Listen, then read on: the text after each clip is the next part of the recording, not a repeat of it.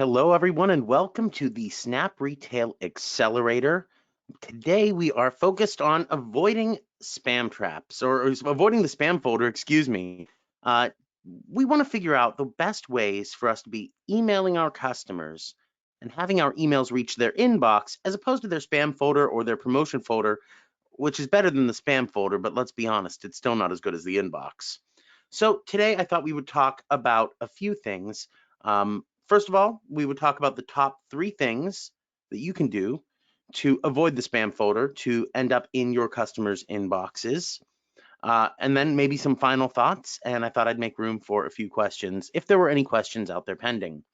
Now, I just want to caution what I'm going to say today may be controversial. It may be counterintuitive, especially if you're in a visual sort of business, a business that relies on photos of jewelry or photos of outfits.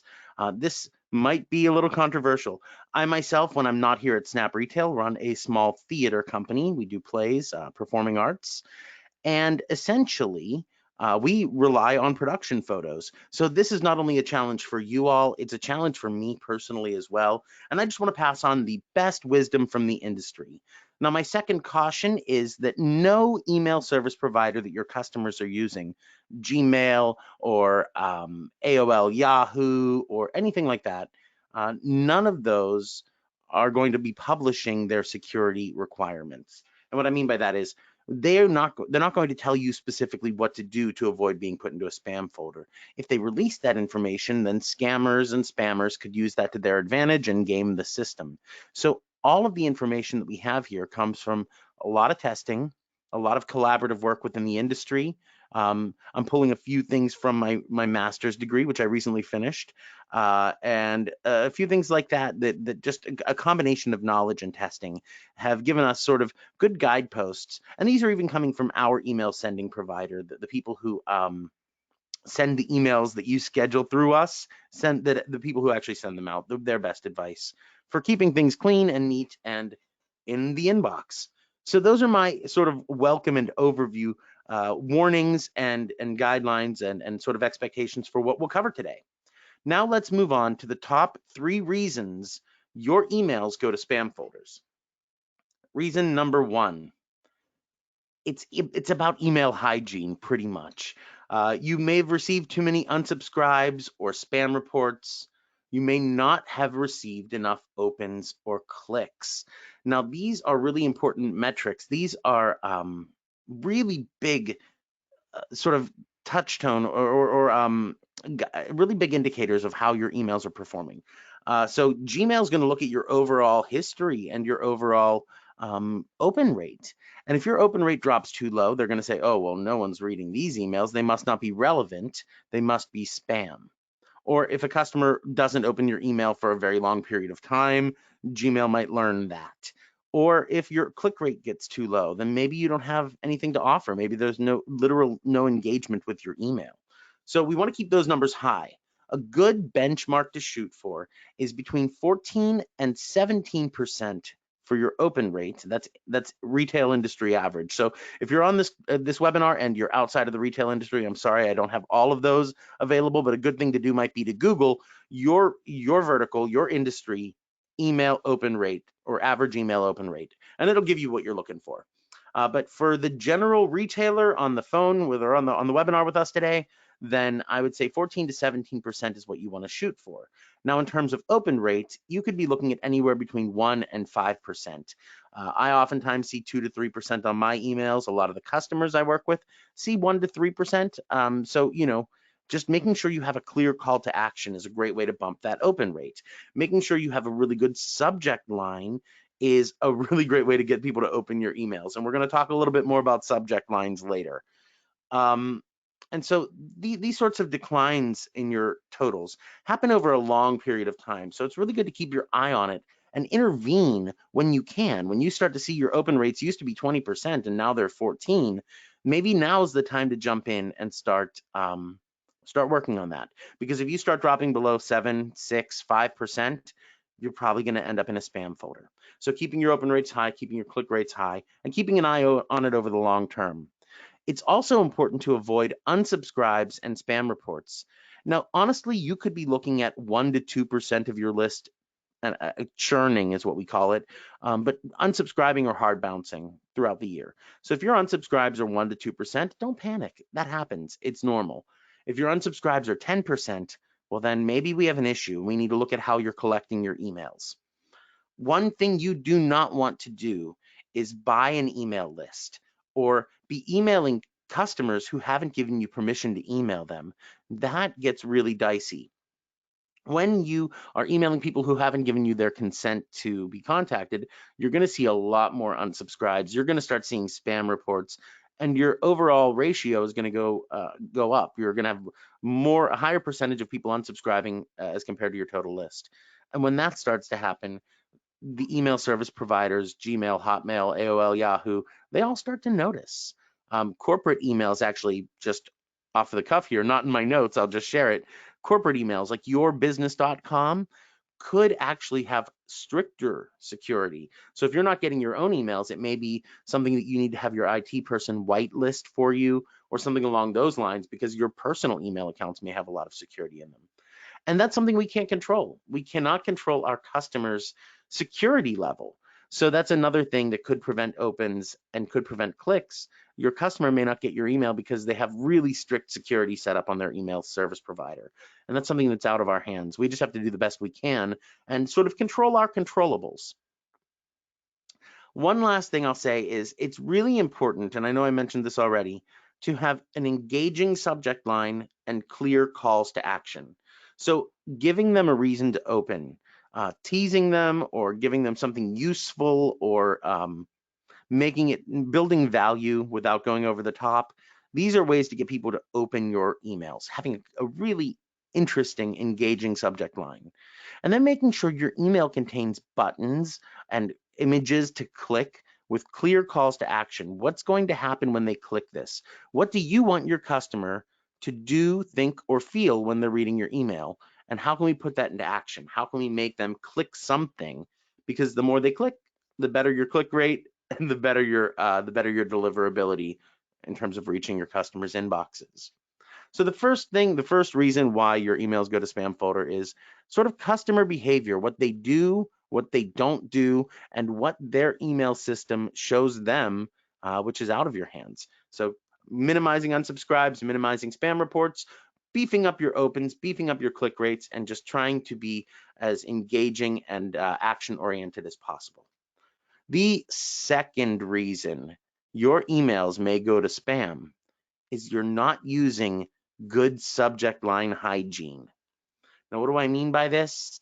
Well, there's a number of things that you can do to increase your email's deliverability just within the subject line, only within the subject line.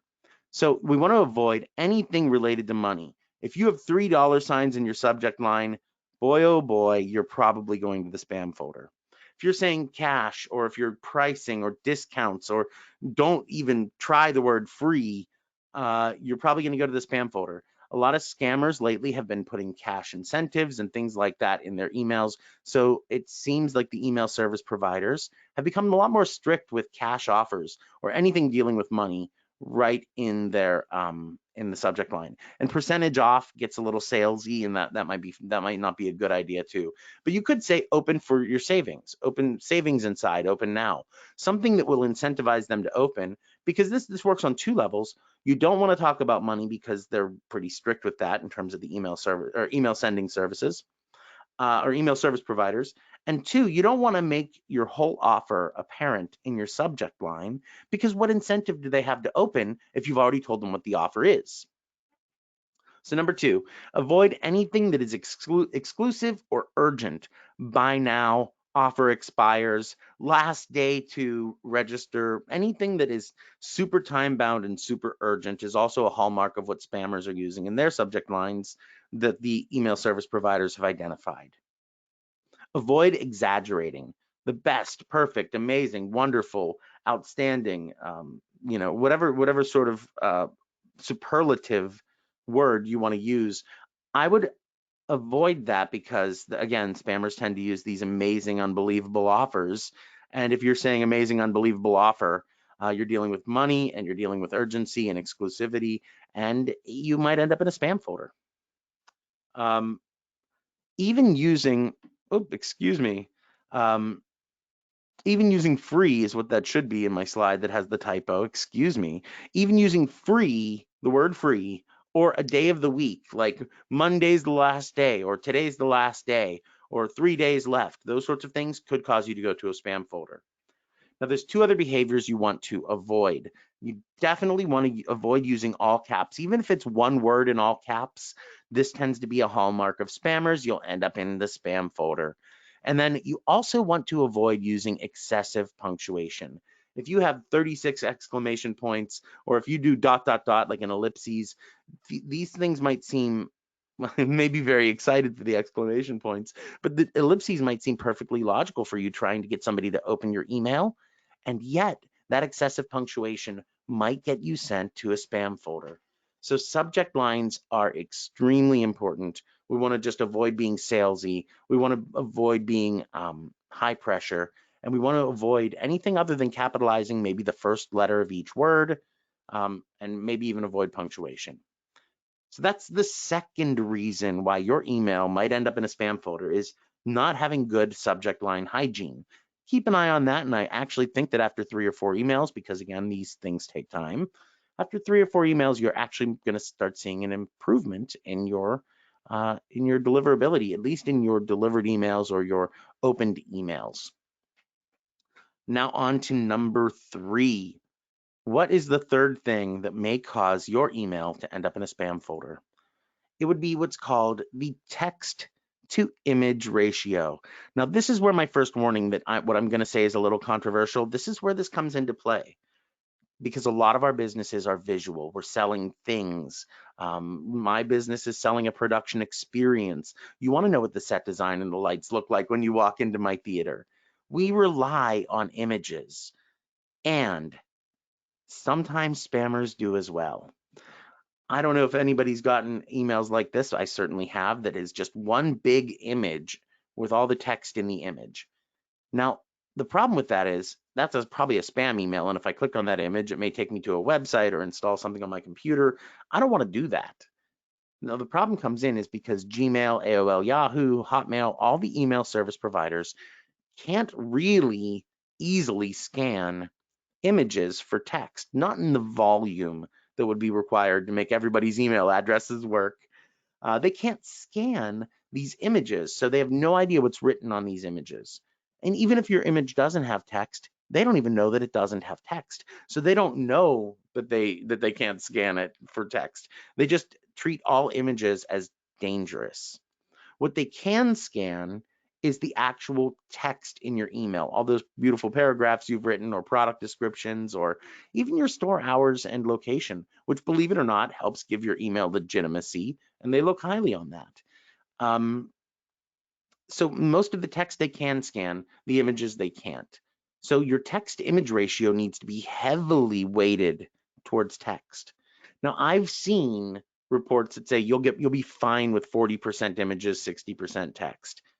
And I put it on this slide here because I thought, well, at least I'll give them full disclosure and they'll know that maybe they can get away with 40%.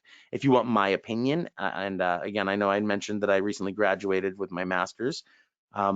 My school recommended 20% images and 80% text. Some of our competitors recommend 20% images and 80% text, and our email sending service recommends about 30% images and 70% text. So you can see the information is a bit nebulous because Google never comes out and says, oh, hey, by the way, if your email has more than 25% images, we're definitely sending it to spam folders. They never come out and say that. So this is all based on the results that our sending company gets, the results that our competitors see, sort of published information in my master's degree, but all of them are coming back and saying a very similar thing. And that it's, you want your images to be a small portion of your email, and that your text needs to be beefier. You need to write more text. So 20 to 40% images, and I know that's shocking. 60 to 80% text, and I know I hear a lot of the time, but my customers don't like to read. My response to this is typically, I'd rather your customers not read your email and only look at the pictures than not receive your email at all. And yes, it does take a little more time to write some text, but I think it's worth the time investment because email marketing is still the cheapest way to reach your customers. Another thing you want to do is make sure your images aren't touching. So don't adjust the padding in the email editor, and I'll show you an example of that here in just a minute. Limit your email to just a few images. Now remember, your header image at the top of the template, your logo, any buttons you have, these all count. They're all included, and you definitely want to make sure that you're accounting for those. And you want to have at least 400 characters of text. That sounds like a lot. That's not a lot. You can write 400 characters of text in just a few minutes, and I would recommend more than that. That is just a baseline. So basically, the third reason your email may end up in a spam folder is you had one large image or a couple of big images, or maybe you took a lot of vertical shots with your phone and you have them stacked row by row by row on top of each other, and it's a very long scroll of nothing but images. Over time, that could really affect your deliverability, and you may start to see your open rates fall because you're just ending up in the spam folder. Now, in practice, what does this look like? Well, here we are in the SnapRetail email editor. I hope you're all following along and can see that. This is one of our springtime templates. It's Springtime Splendor, and I didn't make any adjustments here. I left all of these image slots that we provide to you in place. Now, this is for a reason. A lot of times I get questions saying, Vince, why would you give me so many images in my template if you didn't want me to use them? And I think that's a great question. We want to give you options. Maybe you take this whole row out and have one featured product or a product display. Maybe you take this out and just have a row of 3 images. You could make decisions here, and it's very easy to remove something. You just click on the image you want to remove and click the delete button, and then it's gone. So it's not really meant for you to use every image. It's meant for you to have options with how your layout appears and sort of custom tailor it to the content that you've already created, like taking pictures in your store. Now, what did I mean when I said don't adjust the padding? Down here, when I click on this image here, in the lower left corner, you will see 5 areas that you could add padding for. And if I change those to 0, you can see the image sort of expands within its little slot. Now, if I change the next one over to 0 as well, you can see that the images are now touching. This is what I meant when I said don't let the images touch. That's any space you can buy yourself in the body of this email, even if it's a little border where it's not covered with images, it will help you. So making sure your images don't touch, making sure they're not essentially what's one big image will actually help your text to image ratio. And if you do happen to adjust the padding, we default everything to 5, so you can just adjust it back. And now you're in good shape again. Now, when I look at this image, this email, I also think, well, boy, this header image is large. Look how big that is. That's taking up a lot of my ratio right there. So what I might do with something like this is make sure I make the container height what I want it to be. The container height is this little slider here, and it allows you to make your image taller or shorter. So if I make it a little shorter and then I edit the image and make sure that the words are appearing, I'm going to make it a little taller actually. And then I make sure the words are all centered in there and look nice. Now I've just bought myself, maybe it doesn't show the full flower, but I think the point gets across. And I just bought myself a lot more real estate by trimming off about 1/3 of that image. That is not counting against my text to image ratio. Even with this image down here, I can make this a smaller border, still keep the idea of it and the feeling. And now I've just freed up some more space on my text to image ratio. So I know I'm going on a lot about this, but I think it's very important. And it's the #1 reason why I see customers getting into spam folders, or if they make it into the inbox, maybe they have a spam tag that appears before their subject line. I know I'm getting into the weeds with this, but I want to make sure that doesn't happen to you. Now, with your subject line, you can always click the schedule button.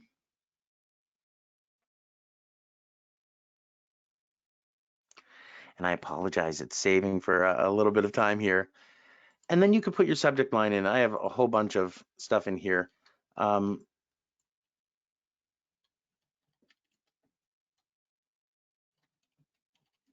And maybe I say offer inside for that customer's first name. Now, what you can do here is you can check to see what your spam score will be here. It's a low risk email, and there's a reason for that. I have an email address in my account page that is a business email. I believe it's my SnapRetail email here, and that'll help. If you have a Gmail account or Gmail email address in here, that might flag you for risk with spam. The text image ratio, I don't think is considered very heavily in our spam checker. We need to make some updates to that, but it's still a good tool to make sure the basics are covered. Is there anything out there that could really trigger a spam response? Do you have weird links that are shortened in there? Do you have is your email address, the reply to email address appropriate? Those sort of big things. And then these other 3 tips I've given you are above and beyond what the spam checker does. I think they do check your subject line. Don't hold me to that, but it will help you with reaching your customers' inboxes. So my final thoughts on this are, first and foremost, most important thing you need to keep in mind is text to image ratio. The second most important thing you need to keep in mind is subject line cleanliness. And then as a long-term project, be aware of your open and click rates, as well as your unsubscribe rate. If you start seeing a lot of unsubscribes, try and identify what you did that maybe made those customers change their mind about being on your list. Remember, you can't control your customers' email security. So we can only work with what we can work with, and you have to kind of control your controllables.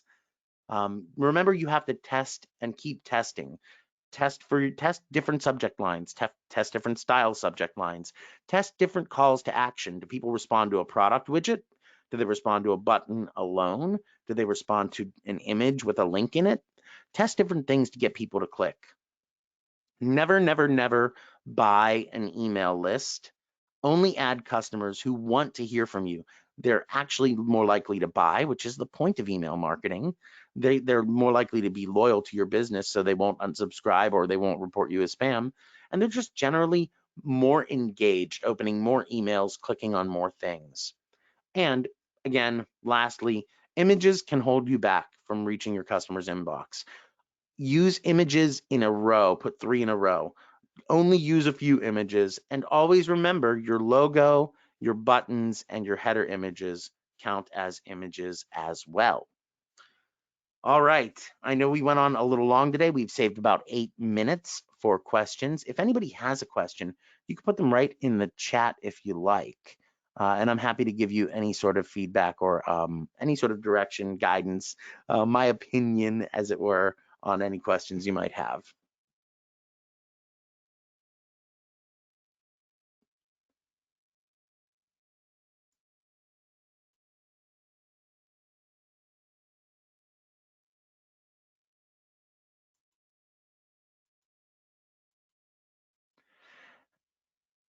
And while I give a few people a few minutes to write their questions, I will also note that when you're trying to improve your email, and I didn't talk about this a lot during the actual webinar, but when you're trying to improve your email deliverability, testing is really the #1 thing.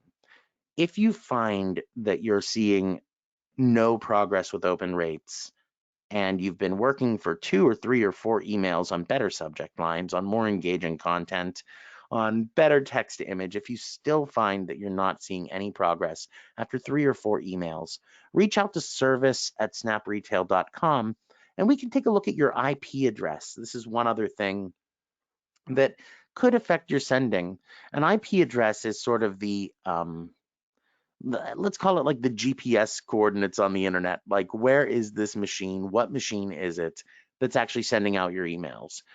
We have a number of different IP addresses we send from, and all of them are in really good shape. But some people do better on different IP addresses, and it's just one of those mysteries of technology that I'm not educated enough or skilled enough to understand. But if you do see that you're not getting any progress after 3 or 4 email attempts, reach out to service@snapretail.com and our service team will get you moved onto a different IP address and we'll try 3 or 4 more emails. Like I said, testing really is at the heart of getting the best results. And it looks like we didn't have any questions coming in today. So I will wrap up right there. If you do think of a question later, or you're watching the replay of this on YouTube and you want to reach out and say, hey, Vince, I actually didn't understand when you said excessive punctuation, shoot us an email at service@snapretail.com. That will come over to me as well. And I'd be happy to answer any questions you might have about this webinar or any of the past, or in the future, if more questions come up, our future webinars as well. I really want to thank you all for joining us today, and I look forward to the next SnapRetail Accelerator.